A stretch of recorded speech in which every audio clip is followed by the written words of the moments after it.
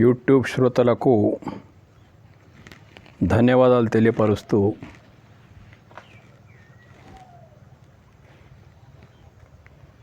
ఈరోజు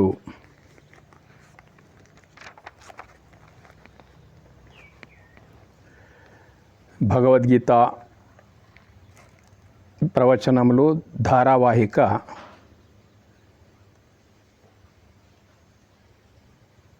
13వ భాగానికి స్వాగతం సుస్వాగతం. ఈరోజు 2వ అధ్యాయము 27వ శ్లోకం నుండి ధారావాహిక ప్రవచనాలు ప్రారంభమవుతుంటాయి. జాతస్య హి ధ్రువో మృత్యుర్ధ్రువం జన్మ మృతస్య చ తస్మాద పరిహార్యేర్థే నత్వం శోచితుమర్హసి.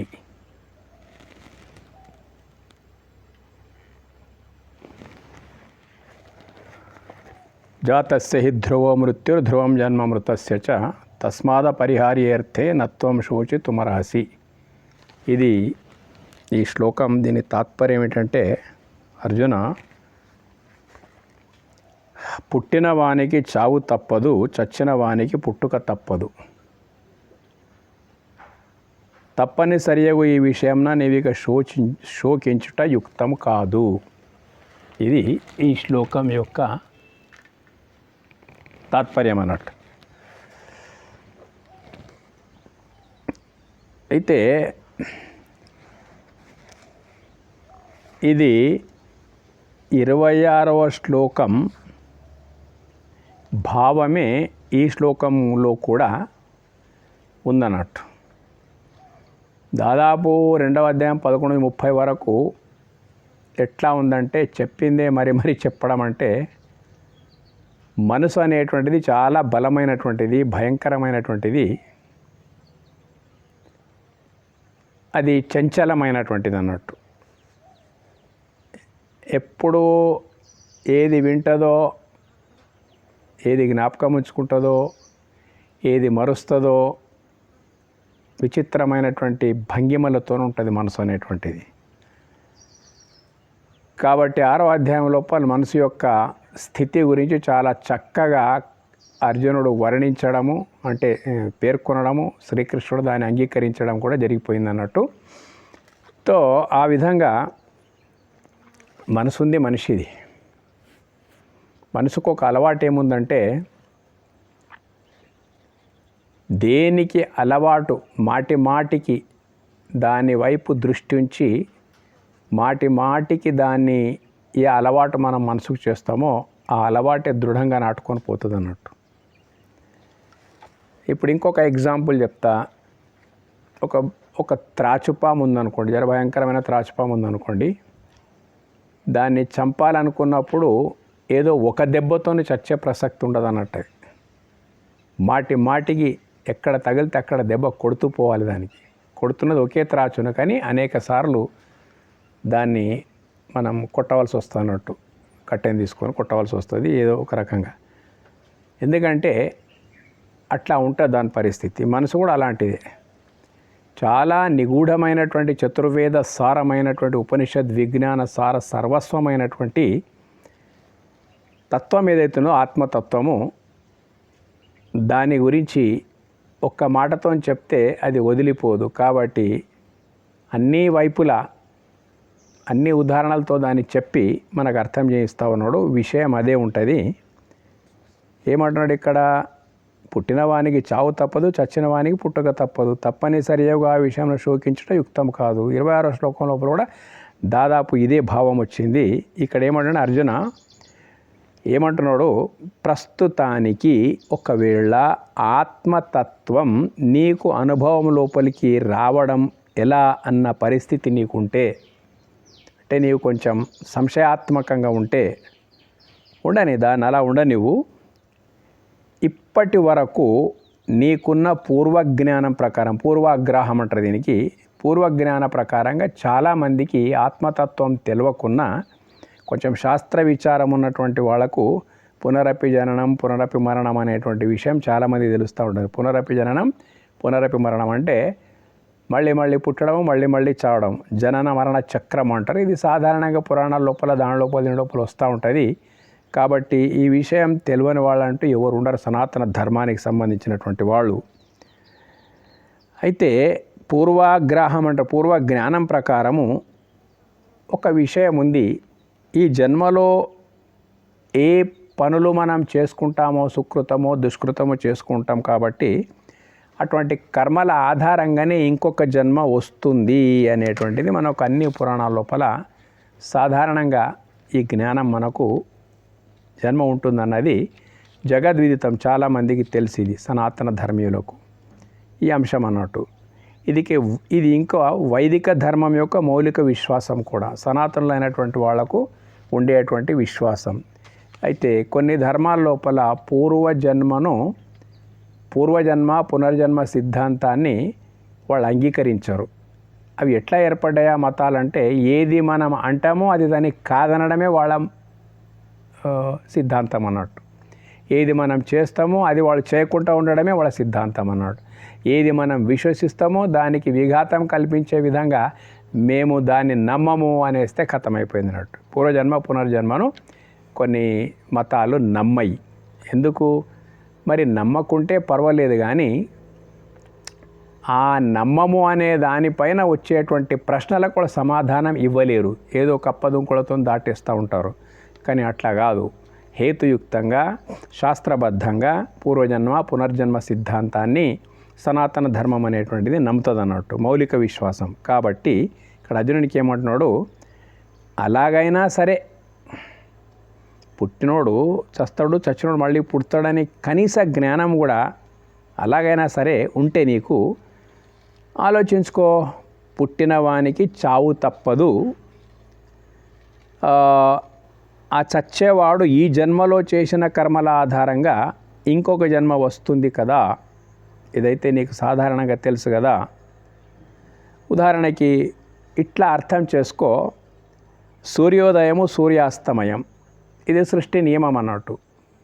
అస్తమించినట్లు సూర్యోదయము సూర్యాస్తమయం అనేటువంటిది వాస్తవంగా సూర్యుడు అస్తమించే ప్రసక్తే లేదు. కానీ భూమి తన చుట్టూ తాను తిరగడం వల్ల, గోళాకారంలో ఉన్న భూమి తన చుట్టూ తాను తిరగడం వల్ల ఒకవైపు చీకటి ఒకవైపు వెలుతురు అనేటువంటిది అది క్రమ పద్ధతి లోపల ఒక టైం లోపల అది అవుతూ ఉంటుంది. కాబట్టి మనం దాన్ని సూర్యాస్తమయము అన్నాం అన్నట్టు. సూర్యోదయము సూర్యాస్తమయం అంటున్నాం. ఇది సృష్టి నియమం కదా. అస్తమించిన సూర్యుడు ఖచ్చితంగా ఉదయించక మానడు, ఉదయించిన సూర్యుడు తప్పకుండా అస్తమించక మానడు. ఈ క్రమం మాదిరి. లేదా అమావాస్య రోజు చంద్రుడు ఎక్కడా గోచరించడు అన్నట్టు. పౌర్ణమి రోజు చంద్రుడు ఫుల్, ఇది కూడా ఒక సృష్టి నియమమే కదా. సూర్యోదయ సూర్యాస్తమాలు ఎట్లనో చంద్రుని యొక్క సంపూర్ణోదయము సంపూర్ణ అస్తమయమైనటువంటి అమావాస్య జరుగుతుంది. పున్నమి అమావాస్యలు జరుగుతూ ఉంటాయి కదా అన్నట్లు. అట్లా అనుకుంటే కూడా జన్మకర్మ సిద్ధాంతం ప్రకారంగా మనం జన్మకర్మ సిద్ధాంతాన్ని ఖచ్చితంగా నమ్మవలసి వస్తుంది. ఎందుకు నమ్మవలసి వస్తుందంటే, ఒక విషయం చెప్తా మీకు. ఈ సిద్ధాంతాన్ని ఖచ్చితంగా ఎందుకు నమ్మవలసి వస్తుందంటే, నమ్మము అనేవారు విఫలమైపోతారు. ఎందుకంటే వాళ్ళు కొన్ని ప్రశ్నలకు సమాధానం ఇవ్వలేరు. ఉదాహరణకి కొంతమంది వేరే మతస్థులు ఏమంటారంటే, ఒక మాటని పాక్షికంగా నమ్ముతారు అన్నట్టు. నాయనల్లారా, ఈ జన్మలో మీరు సత్కర్మలు ఆచరించండి, మంచి పనులు చేయండి, మీరు పాపపు పనులు చేయకండి. ఎందుకంటే ఈ జన్మ లోపల వాళ్ళకు పూర్వజన్మ సంబంధం తెలియదు, వాళ్ళు ఇక్కడి నుంచే ప్రారంభమవుతారు అన్నట్టు. ఈ జన్మ లోపల మీరు గనక సత్కర్మలు చేస్తే మీకు ఉత్తమ జన్మ ఇంకొక స్వర్గం లోపల దొరుకుతుంది, లేదంటే నరకానికి వెళ్ళిపోతావు, అవి శాశ్వతంగా ఉంటాయని అంటారు. ఇవన్నీ నడుస్తూ ఉంటుంది అన్నట్టు. అయితే ఈ జన్మలో సత్కర్మలు చేసుకుంటే ఇంకొక జన్మ మంచిగా వస్తుంది, దుష్కర్మలు చేసుకుంటే చెడు జన్మ వస్తుంది అనే విశ్వాసం అయితే ఉన్నది కదా ఆ మతస్థులకు. క్రిస్టియన్స్ కానీ ముస్లిమ్స్ కానీ ఈ విశ్వాసం ఉంది వాళ్ళకు. మరి ఉన్నప్పుడు స్వర్గ నరకాలు ఖచ్చితంగా ఉంటాయి అంటున్నారు అన్నట్టు. మనం కూడా అంటున్నాం ఉంటాయి. మరి పూర్వజన్మను అస్సలే నమ్మనటువంటి మీరు మరి ఈ జన్మ లోపల ఏ ఆధారంగా ఇక్కడే ఒక నరకతుల్యమైనటువంటి జీవితాన్ని అనుభవిస్తున్నారు, ఇక్కడే ఒక స్వర్గతుల్యమైనటువంటి జీవితాన్ని అనుభవిస్తున్నారు. మరి కర్మల ఆధారంగానే ఇక్కడ చేసుకున్న కర్మల ఆధారంగా ఇంకొక లోకం లోపల స్వర్గ నరకాలు దొరుకుతాయంటే మళ్ళీ ఇక్కడ కూడా మనం చూస్తుంటే ఆ నరకాన్ని అయితే మనం చూడలేదు, ఆ స్వర్గాన్ని చూడలేదు. మనం ప్రత్యక్ష అనుభవం లోపల ఇక్కడ ఏముందంటే ప్రతి ఒక్కరి అనుభవం లోపల ఎంతో భయంకరమైనటువంటి కష్టాలు అనుభవిస్తూ బ్రతుకుతున్నటువంటి వాళ్ళని మనం చూస్తూ ఉన్నాం. స్వర్గ సుఖాలు ఇక్కడనే ఉన్నాయా అనేటువంటి వాళ్ళ భోగ భాగ్యాలను కూడా మనం చూస్తూ ఉన్నాం. ఇటువంటి వాటికి పూర్వజన్మనే మీరు నమ్మనప్పుడు పూర్వజన్మ లేదు కాబట్టి కర్మ లేదు, పూర్వజన్మ లేదు కర్మ లేదు అన్నప్పుడు ఇక్కడ ఒకడు నరకంలో ఒకడు స్వర్గంలో ఉన్నటువంటి పరిస్థితులు ఇక్కడ ఎందుకు ఉన్నాయి అనేటువంటి మాటకు అర్థం లేదు. అంటే వాళ్ళు జవాబు చెప్పరు. ఒకవేళ ఈ దానికి ఒక క్రమం కర్మ సిద్ధాంతాన్ని కనుక నమ్మకపోతే దేవుని శాసనం ఎలాంటిదంటే పిచ్చోళ్ళ చేతుల రాయి ఉన్నట్టే అనిపిస్తుంది మనకు. అట్లా లేదు. ఈ సమాధానం చెప్పాల్సి వస్తుంది. ఏ కారణంగా ఒకడు ఈ జన్మ లోపల చాలా కటిక దారిద్ర్యం అనుభవిస్తున్నటువంటి వాడు ఒక మాట అంటాడు. ఏమంటాడంటే నేనేం చేసుకున్నా అని నాకు ఇటువంటి బాధ పెడితే దేవుడా అని దేవుని మొరపెట్టుకుంటాడు. జవాబే ఓడియాలి వానికి ఉన్నది. కాబట్టి ఈ దానికి జవాబు ఇవ్వకపోతే దేవుని శాసనం పిచ్చోం చేతుల రాయిలాగా తయారైపోతుంది. కాబట్టి ఉండని మనది జన్మకర్మ సిద్ధాంతం ప్రకారంగా ఇక్కడ ఏం చెప్తున్నాడంటే చావు పుట్టుకలు అనివార్యమయ్యా ఓ అర్జున. చచ్చిన వానికి పుట్టుక కాబట్టి అనివార్యమైనటువంటి పుట్టిన వానికి చావు తప్పదు, చచ్చిన వానికి పుట్టుక తప్పదు కర్మల ఆధారంగా. ఇట్లా అనివార్యమైనటువంటి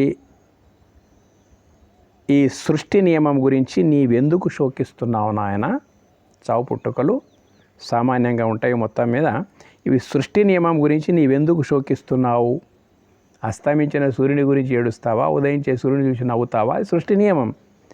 కాబట్టి జన్మ వస్తుంది, ఉంటుంది, పోతుంది, కర్మల ఆధారం ఇంకొక జన్మ వస్తుంది. ఇది మన విశ్వాసం. ఈ నియమం గురించి మన సృష్టి నియమం గురించి నువ్వెందుకు ఏడుస్తున్నావు నాయన, శోకిస్తున్నావు? నీ శోకంతో ఈ సృష్టి నియమం మారదు అర్జున, మారదు కదా.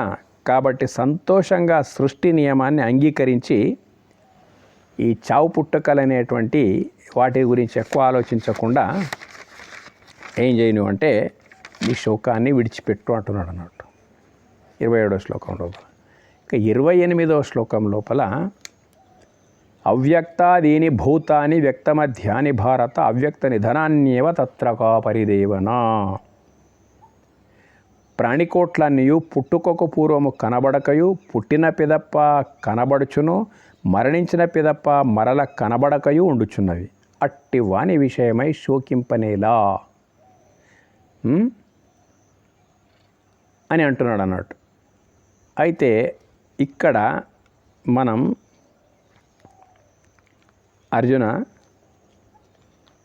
నీవైనా కానీ నీ వారలైనా కానీ లేదా నేను ఉపస్థిత ఉభయపక్ష సైన్యం కానీ ఏదైనా ఉండనివ్వండి, సృష్టి యొక్క యథార్థమైన నియమం చెప్పుచున్నాను, గ్రహించుకో. ఎవరి గురించి కానీ నీవు ఆలోచించవలసిన అవసరం లేదు. సృష్టి యొక్క యథార్థమైనటువంటి నియమం ఏదైతుందో దాన్ని చెప్తున్నాను, గ్రహించుకో అర్జున. ప్రాణికోట్లు అంటున్నాడు, నీవు నేనని కాకుండా అన్ని రకాల జీవరాశులన్నీ పుట్టుకకు పూర్వము నీపైన వేసుకో, వ్యక్తిగతంగా నీపైన వేసుకో. పుట్టుకకు పూర్వము నీపైన వేసుకునేమి, నీ వాళ్ళపైన వేసుకునేమి, ఎవరిపైన వేసుకున్నప్పటికైనా కానేమి, పుట్టుకకు పూర్వము ఉన్నప్పటికైనా మనం ఉంటున్నాం. పుట్టుకకు పూర్వం ఉంటున్నది మన ఆత్మస్థితి అని ఉంటున్నది అన్నట్టు. ఉన్నటువంటి ఆత్మస్థితి, ఆ స్థితి ఏదైతే ఉందో అవ్యక్తం అంటే వ్యక్తపరచడానికి రాదు.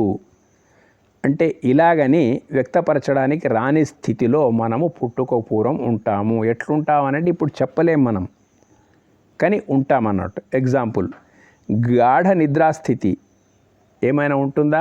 మనం ఉన్నప్పటికైనా కానీ ఎలాంటి అక్కడ ఆలోచన అనేటువంటి ఉండదు. ఉండకున్నా మనం ఉంటామన్నట్టు ఉంటుంది. కానీ లేనట్లే ఉంటుంది, ఉన్నప్పటికైనా లేనట్లే. అది అవ్యక్త స్థితి అన్నట్టు. అదే అవ్యక్త స్థితి ఎలాగో ప్రతి ప్రాణి పుట్టుకకు పూర్వం ఉంటుంది అని అర్థం చేసుకో. లేనిది రావడానికి వీలే లేదు, లేనిది రావడానికి వీలే లేదు. ఉన్నది మాత్రమే వస్తుంది. ఇది కార్యకారణ సిద్ధాంతం ప్రకారంగా లేనిది ఎప్పుడూ రావడానికి వీల్లేదు. ఏది వచ్చిందో అది ఉంటేనే వస్తుంది అన్నట్టు. ఉదాహరణకి ఒక బీజం లోపల వృక్షం అవ్యక్త స్థితి లోపల ఉంటుంది అన్నట్టు. ఎక్కడైనా ఒక వృక్షం ఉందంటే ఖచ్చితంగా అక్కడ సూక్ష్మ రూపం లోపల దానికి కారణం బీజమయ్యి ఉంటుంది అనేది అర్థం చేసుకోవాలి. బీజం లోపల అవ్యక్తంగా వృక్షం ఉండునట్లు మనమంతా జన్మకు పూర్వం ఉన్నాము. బీజంలో ఒక మర్రి గింజ చాలా సన్నగా ఉంటుంది, ఆవాల గింజ అంతా, గసాల గింజ అంత ఉంటుంది, అది ఖాళీ చాలా సన్నం ఉంటుంది. కానీ మహావృక్షం చెట్లన్నిటి లోపల మర్రి చెట్టు చాలా పెద్దది. అంత పెద్ద వృక్షము బీజం లోపల అణిగి ఉన్నది, వ్యక్తపరచడానికి రాని రూపం లోపల ఉన్నది కదా. అట్లా ఉండునట్లు మనమంతా జన్మకు పూర్వం కూడా ఆత్మీయ స్థితిలో ఉన్నాము. జన్మించి శరీరధారులమై ఉన్నాము, తిరిగి మరణానంతరం అశరీరులమై ఉంటాము. శరీరం లేకుండా మళ్ళీ ఉంటాము. నా మూల అవ్యక్త అస్తిత్వానికి లేమి అన్నది లేదు. మూల స్వరూపానికి, మూలతత్వానికి లేమి అంటే అది ఉండదు అనే ప్రసక్తే లేదు. ఒకప్పుడు వ్యక్తము, ఇంకొకప్పుడు అవ్యక్తంగా, ఇలా వ్యక్తావ్యక్త స్థితిలో నీ సంపూర్ణమైన ఉనికి ఉంటుంది నాయన అర్జున. అది ఎక్కడ పోదు, ఉంటుంది. పోయినట్లు భాషించిన అది ఆభాసే, అంటే మన అజ్ఞానమే. అది ఎటు పోదు. నీ ఆత్మ దేహరూపంలో కనిపిస్తావు, ఎటు పోదు నీ ఆత్మ. అయితే దేహరూపంలో కనిపిస్తావు, ఆత్మరూపంలో కనిపించకుండా ఉంటావు. ఇలా గాలి ఆకాశంలో కనిపించకపోయినా మనకు కనిపించకుండా ఉంటుంది కదా, అలాగే వ్యక్త అవ్యక్త స్థితిలో శాశ్వతంగా మనమంతా ఉంటాము. కాబట్టి ఇలా అనుకున్న శోకించనవసరం లేదు. నీ మూలమే ఆత్మ, అది ఎప్పుడూ నశించదు.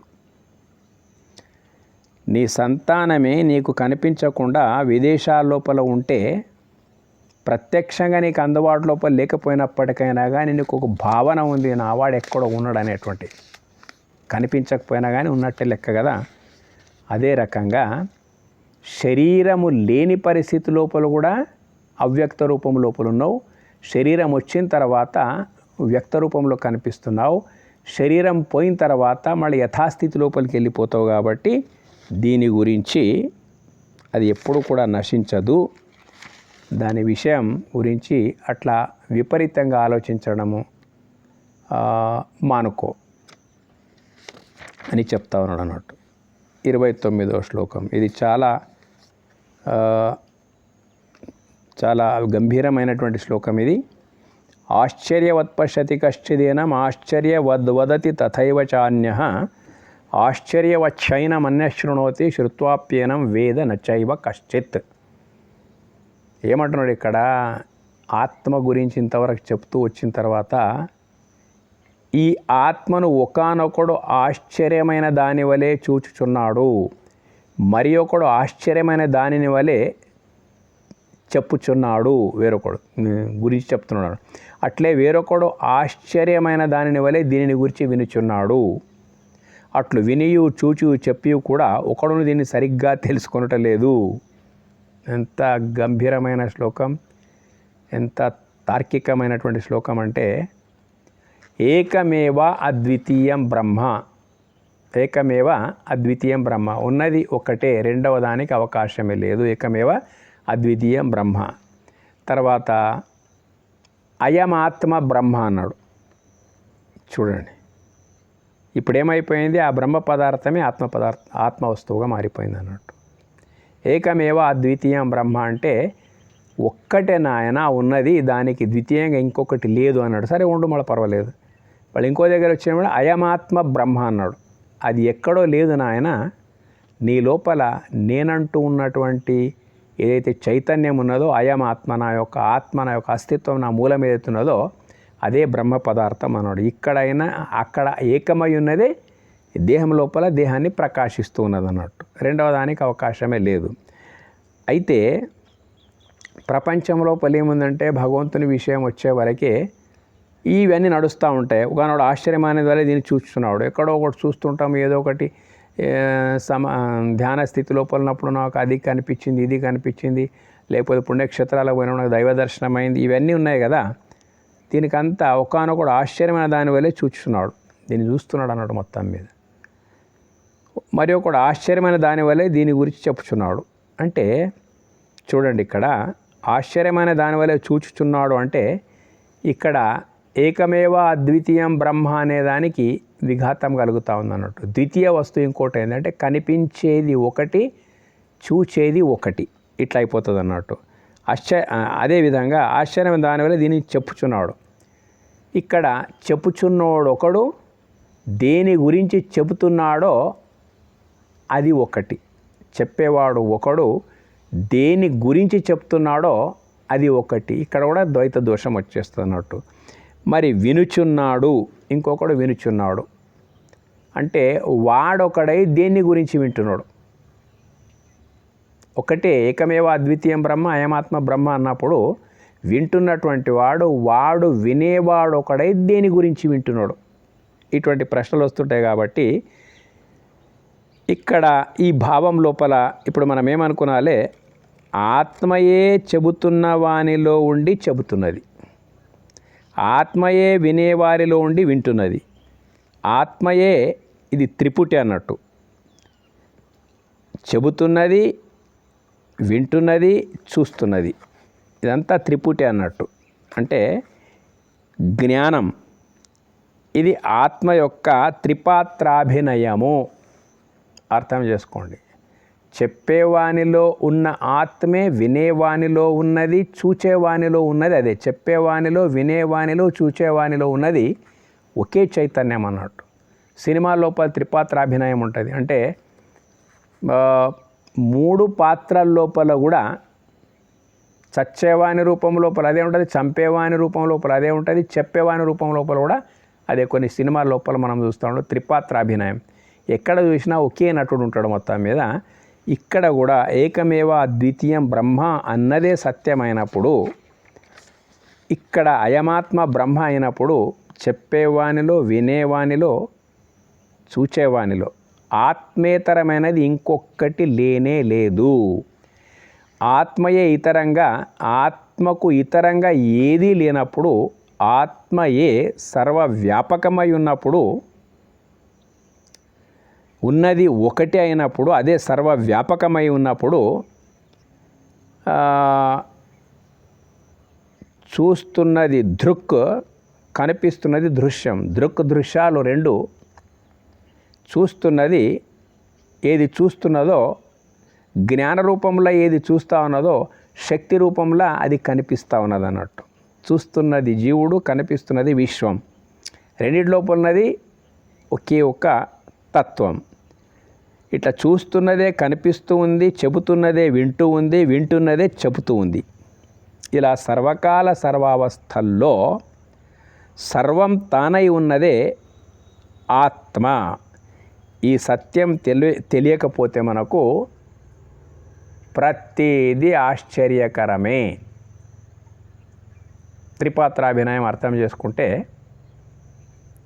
సూత్రాలు అర్థం చేసుకుంటే ఏకమేవ అద్వితీయం బ్రహ్మ అన్నది. ద్వితీయం అనేటువంటిది బ్రహ్మకు, పరబ్రహ్మంకు ద్వితీయంగా ఇంకొకటి లేనే లేదు. ఆ పరబ్రహ్మం ఎక్కడుందప్పటి నీ ఆత్మరూపం లోపల ఉన్నది పరబ్రహ్మమే. దృష్టిం జ్ఞానమయం కృత్వా పశ్యేత్ బ్రహ్మమయం జగత్. నీ దృష్టి జ్ఞానమయమైపోతే సృష్టి అంతా బ్రహ్మమయమే. ఆ సృష్టిలోనే నీవు కూడా ఉన్నావు. నీ దృష్టి జ్ఞానమయం, నీ దృష్టి ప్లస్ నీవు అంతా కూడా అప్పుడు ఏమైపోతుందంటే దృష్టిం జ్ఞానమయం కృత్వ పశ్యేత్ బ్రహ్మమయం జగత్ అంట. ఎటు చూసినా అద్వైతామృత వర్షిణి అనే భగవద్గీత వ్యాసుల వారు చెప్పిన సత్యం ఈ రకంగా మనం చూస్తూ పోతే మనకు అర్థమైపోతుంది అన్నట్టు. ఇకపోతే 30వ శ్లోకం, కేవలం ఈ 20 శ్లోకాలు 11 నుంచి 30 వరకు ఉండేటువంటి మొత్తం ఇట్లాగే ఉన్నాయి అన్నట్టు. దేహే నిత్యమవధ్యోయం దేహే సర్వస్య భారత తస్మాత్ సర్వాణి భూతాని నత్వం శోచితుమర్హసి. అర్జున, సమస్త ప్రాణికోట్ల యొక్కయు దేహములందు వసించి ఉన్న ఈ ఆత్మ ఎన్నడూనూ చంపబడడు. కావున ఏ ప్రాణిని గూర్చి నీవు శోకించ తగదు. ఇప్పుడు ఇంతమొదలు చెప్పిన శ్లోకం లోపల ఉన్నట్లు సమస్త ప్రాణికోట్ల యొక్కయు అంటే సమస్త ప్రాణికోట్లు అన్నప్పుడు వినేవాడు, చెప్పేవాడు, చూచేవాడు ఆ ప్రాణుల లోపలికి వస్తారు కదా. ఆ దేహాల లోపలంతా ఉన్నటువంటిది మొత్తం ఒకే ఒక ఆత్మ, ఎన్నడూనూ చంపబడడు. కావున ఏ ప్రాణిని గూర్చి నీవు శోకింప తగదు. నీ వారలే కాదు నాయన, ఎవరి గురించి కూడా నువ్వు శోకించే అవసరం ఎందుకు లేదంటే ఈ చంపడం అనేది వ్యవహారిక పరిభాష. తత్వజ్ఞానంలో చంపడం అనేటువంటిది లేదు ముందట. ఇలా సర్వ ప్రాణికోట్ల యందు వసించి ఉన్నది పరమాత్మే అంటే ఆత్మయే అయినప్పుడు, ఇలా సర్వం తానై ఉన్నది ఆత్మయే అయినప్పుడు, ఏకమేవ అద్వితీయం బ్రహ్మ అయినప్పుడు ఎట్లుంటుంది మాట అంటే ప్రతి తరంగం జలం యొక్క రూపాంతరమే. ఒక దృష్టాంతం అన్నట్టు, ప్రతి తరంగము జలం యొక్క రూపాంతరమే అయినట్లుగా ఇప్పుడు తరంగం ఏమిటి, తరంగాల లయం ఏమిటి? గాలి వీస్తే తరంగము, గాలి ఆగితే లయం అయిపోయి జల రూపం లోపల ఉంటుందన్న. జలమే తరంగము, తరంగము ఏర్పడక మొదలు ఉండేది జలమే, తరంగం అంతర్ధానం అయిన తర్వాత కూడా ఉండేది జలమే కదా. తరంగం ఏమిటి, తరంగాల లయం ఏమిటి? తరంగ రూపంలో ఉన్నది జలమే. ఇలా జలమే తరంగం, తరంగమే జలం. తరంగం ఏర్పడింది, అవును ఏర్పడింది. గాలి లేదు, అదే తరంగం జలమై నిశ్చలంగా ఉంటుంది, అవును ఉంటుంది. నష్టం జలానికి లేదు, నష్టం తరంగానికి లేదు. నామభేదమే తప్ప నష్టం అస్సలే లేదు. అలాగే ఆత్మ పరమాత్మ యొక్క సంబంధాలు, పరమాత్మ సాగరమైపోతే జీవాత్మలన్నీ తరంగాలు, కెరటాలు అనుకోండి. మొత్తం మీద ఈ నామభేదమే తప్ప రూపభేదం మాత్రం ఎక్కడ లేదు కదా. ఈ రకంగా గ్రహించి ఏదో ఈ దేహం పోతుంది, పోతే ఏమిటి, ఎట్లా అని శోకించకు. మన యొక్క ఉనికి ఏదైతుందో వ్యక్తావ్యక్తమే తప్ప వినాశనం కాదు అర్జున. వ్యక్తమవుతుంది, అవ్యక్తం లోపలికి వెళ్ళిపోయింది, వినాశనం కాదు. ఇదే స్వరూప జ్ఞానం, దీని అనుభవమే జీవన్ముక్త స్థితి. దేహం అనేటువంటిది విచ్ఛిన్నమవుతుందే తప్ప నాశనం కాబోదు. విచ్ఛిన్నం అంటే దేంట్లో ఉంది దాంట్లో కలిసిపోవడమే. దీని పేరే విచ్ఛిన్నం. వ్యవహారిక భాషలో మరణం అంటాము తప్ప ఆభావం కాదు. మన వ్యవహారం అంతా చాలా విచిత్రంగా ఉందన్నట్టు.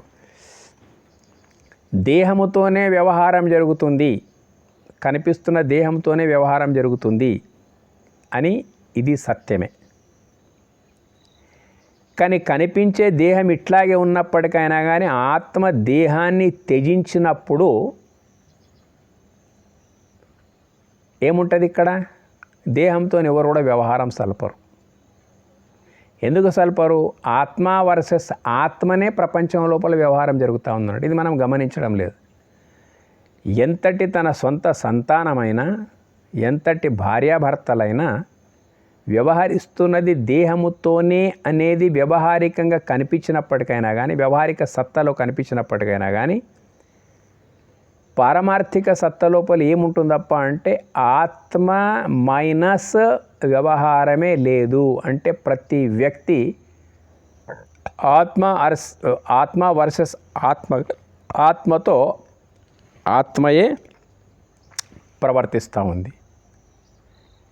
ఆత్మ లేని దేహము అంగీకరించబడదు, అస్తిత్వము లేదు. ఈ విషయం మనం బాగా తెలుసుకోవాలి.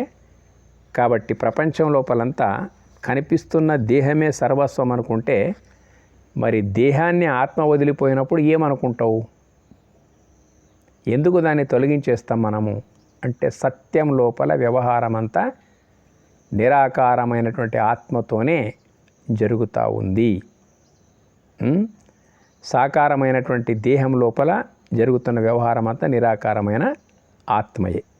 చాలా విచిత్రం ఉంది. ఇప్పుడు ఒక నిమ్మపండు ఉంది, దాని స్వభావం పులుపు. నిమ్మపండు యొక్క స్వభావం పులుపు. ఆ పులుపు కావాలన్నప్పుడు ఆ నిమ్మపండుతో పాటు ఉంటుంది. అంటే నిమ్మపండు ఏమో ఆకారం లోపల, దాని రుచి నిరాకారం లోపల ఉన్నది. తేనె ఉన్నది, తేనె ఆకారం లోపల, దాని రుచి నిరాకారం లోపల ఉన్నది. పుష్పం ఉన్నది, పుష్పము దాని రూపము దృశ్యమైంది, దాని సువాసన అదృశ్యమైంది. ఇట్లా దృశ్యాదృశ్యాలు ఏవైతే ఉన్నాయో కదా, ఒకదాన్ని ఇడిచి ఒకటి లేనట్టు మనకు తీయదనం కావాలంటే తేనెతో పాటే తీయదనం వస్తుంది. తేనె వద్దు తీయదనం కావాలంటే ఎంత పిచ్చో, మరి నాకు పుష్పం పరిమళం కావాలి పుష్పం వద్దు అంటే ఎంత పిచ్చో, తర్వాత నాకు పులుపు కావాలి కానీ నిమ్మకాయ వద్దు అంటే ఎట్లా? అట్లా ఒకటి సాకారం ఒకటి నిరాకారం అన్నది. అట్లాగే దేహము సాకారమైందున్నది, దీన్ని శాసించేటువంటి మూలతత్వం నిరాకారమైందున్నది. అసలు వ్యవహారం అంతా నిరాకారం వర్సెస్ నిరాకారం, ఆత్మ వర్సెస్ ఆత్మతోనే జరుగుతూ ఉంది. దేహంతోనే జరుగుతున్నట్టు అనిపించినా దాన్ని ఎవరు అంగీకరించరు అన్నట్టు.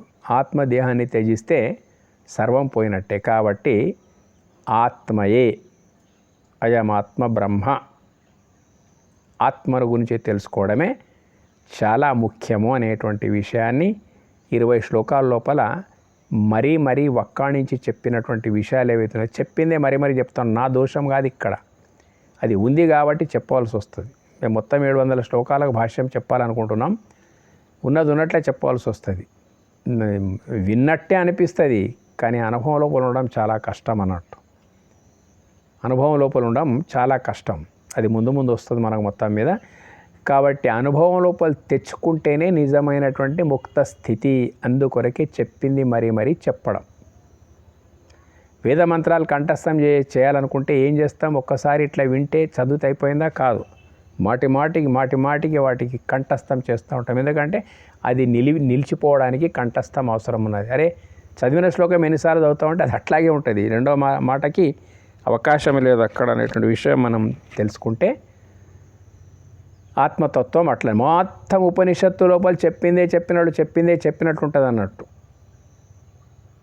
కానీ ఎందుకు అట్లా చెప్తూ ఉంటారంటే అది అనుభవం లోపలికి రావాలి మనకు.